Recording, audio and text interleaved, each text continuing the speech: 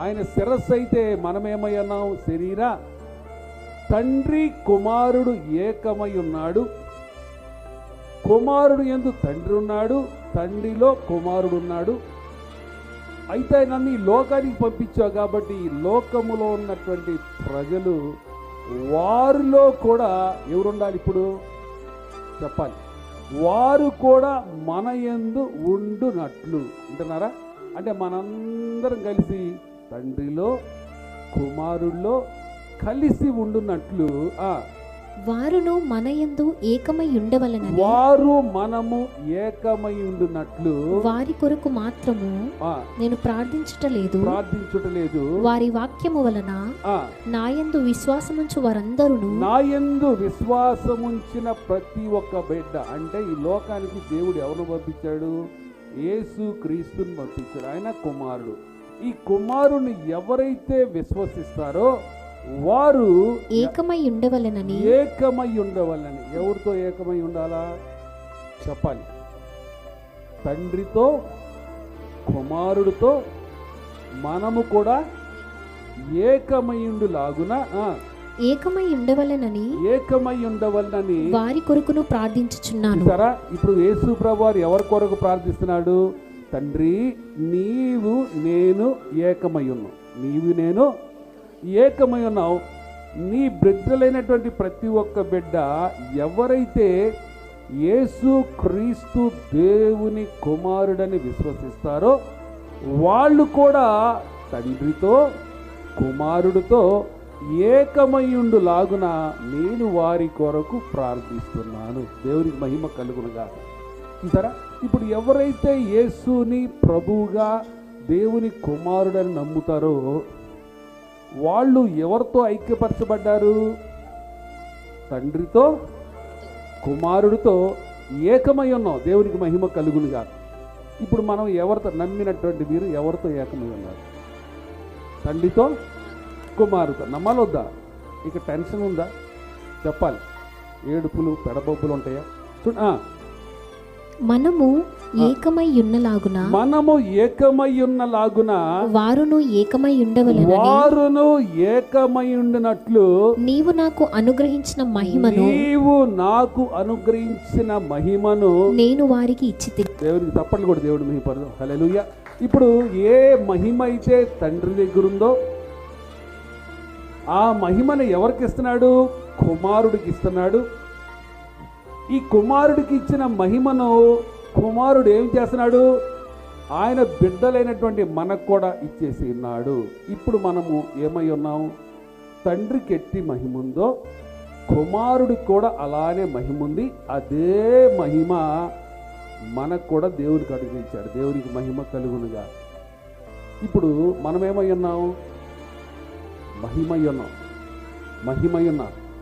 మనమేమైనా మహిమ. ఈ రోజున మనిషి నమ్మాలొద్దా? ఓర కూర్చొని స్తోత్రం అంటే కాదు. ఇప్పుడు ఎవరితో ఏకమై ఉన్నాం?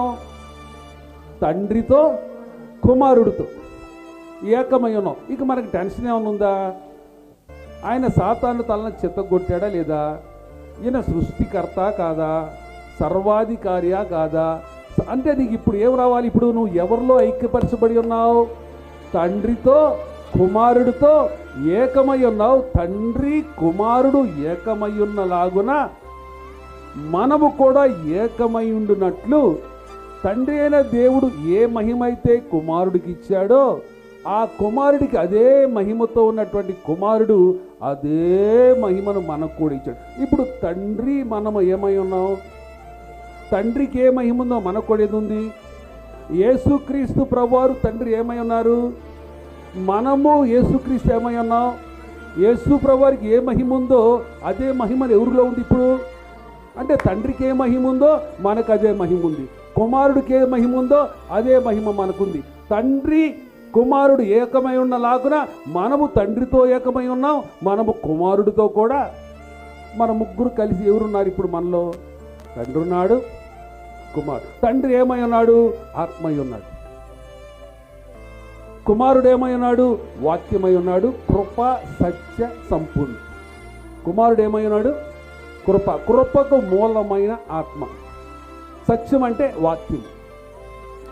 ఈ ఆత్మలో వాక్యములో సంపూర్ణత చెందినటువంటి యేసు ప్రభువారు ఎక్కడున్నాడు? నాలో ఉన్నాడని చెప్పండి. నాలో ఉన్నాడు, నాలో ఉన్నాడు, నాలో ఉన్నాడు. ఆత్మ అయిన తండ్రి కుమారుల్లో ఉన్నాడు. అదే ఆత్మ అయిన తండ్రి ఆయన శరీర భాగమైన నాలో కూడా ఉన్నాడు. తండ్రి మరి ఏ విధంగా వాక్యమై ఉన్నాడో కుమారుడు కూడా వాక్యమై ఉన్నాడు. మనలో కూడా ఏం చేశాడు? ఇప్పుడు ఏకపరిచేసి అదే మహిమను, అదే వాక్యాన్ని ఆయన ఎట్టివాడై ఉన్నాడో మనల్ని కూడా అట్టివారిగా చేశాడు. దేవునికి మహిమ కలుగునుగా. ఇప్పుడు తండ్రి ఏమై ఉన్నాడు? సంపూర్ణుడై ఉన్నాడు. బాగా వినాలి, మీకు మంచి సబ్జెక్ట్ ఇది. కుమారుడు కూడా ఏమై ఉన్నాడు? సంపూర్ణుడై ఉన్నాడు. ఇప్పుడు మనల్ని కూడా ఏం చేయాలనుకున్నాడు? సంపూర్ణకు చేస్తాడు. దేవునికి మహిమ కలుగునుగా. ఆయన సంపూర్ణుడై ఉన్న ప్రకారము మనల్ని కూడా ఏం చేస్తున్నాడు? సంపూర్ణ చేస్తాడు. ఇప్పుడు తండ్రి సంపూర్ణుడు, కుమారుడు సంపూర్ణుడు, ఆయనలో ఏకమై ఉండి ఆయన మహిమ కలిగినటువంటి మనము కూడా ఏమై ఉన్నాం? సంపూర్ణమైనాం. తండ్రి వాక్యము, కుమారుడు కూడా ఏంటి? వాక్యము. మనం కూడా ఏమై ఉన్నాం? వాక్యమై ఉన్నాం. తండ్రి ఆత్మ, కుమారుడు ఆత్మ, మనం కూడా ఏమై ఉన్నాం? ఆత్మై ఉన్నాం. దేవునికి మహిమ కలుగును గాక. అర్థమవుతుందా? ఇప్పుడు ఎంతమంది విశ్వసించిన వాడు మాత్రమే విశ్వసించే కుమారుడు యందు విశ్వసించిన వారికి మాత్రమే ఇట్టి కృపను దేవుడు అనుగ్రహించాడు. దేవునికి మహిమ కలుగు. యేసు దేవుని కుమారుడని నీవు నమ్మినట్లయితే మొత్తం ఆయన ఎట్టివాడై ఉన్నాడో మనము కూడా ఓరక నేను దేవుని కుమారుడు అని నమ్ముతున్నా అంటాం కాదు. ఆ నమ్మకత్వంలో లోతుల్లోకి వెళ్ళాలి, ఆ పరిపూర్ణతలోకి వెళ్ళాలి. దేవునికి మహిమ కలుగునుగా. ఈరోజు స్పష్టంగా దేవుడు చెప్తున్నాడు, ఈ రోజున ఆయన ఆత్మ, కుమారుడు ఆత్మ, మనము కూడా ఆత్మ, ఏకాత్మకు చేశాడు కడిగి ఆత్మ ద్వారా. తండ్రి వాక్యమై ఉన్నాడు, కుమారుడు కూడా వాక్యమై ఉన్నాడు, మనము కూడా వాక్యం. తండ్రి ఆ మహిమ కలిగిన రాజు, కుమారుడు కూడా అదే మహిమ ఇచ్చాడు. అట్ ద సేమ్ టైం మనము కూడా అదే మహిమను పొందుకున్నాం. తండ్రి సంపూర్ణుడు, కుమారుడు కూడా సంపూర్ణుడు. అదే మహిమను కంటే మనము కూడా ఏకమైన, మనము కూడా సంపూర్ణం. తండ్రి కుమారుడు ఏకమై ఉన్న లాగున మనము కూడా ఏకమై ఉన్నాం. ఆయన ఎత్తివాడో మనము కూడా. ఈరోజున చూడండి, ఈ వాక్యం మీకు అర్థమైతే చెప్పండి, పరిశుద్ధాత్ముడా అర్థమయ్యేలాగా నాకు వాక్యమును బోధించు.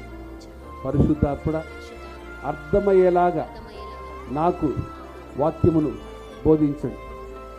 ఇప్పుడు ఎప్పుడైతే ఈ మర్మం నీకు అర్థమైందో, చూడండి నెక్స్ట్ వర్డ్, వారి యందు నేనును నా యందు నీవు ఉండవలనని వారు సంపూర్ణులుగా చేయబడి ఏకముగా ఉన్నందున నీవు నన్ను పంపితివని నీవు నన్ను ప్రేమించినట్టే వారిని కూడా ప్రేమించితివని.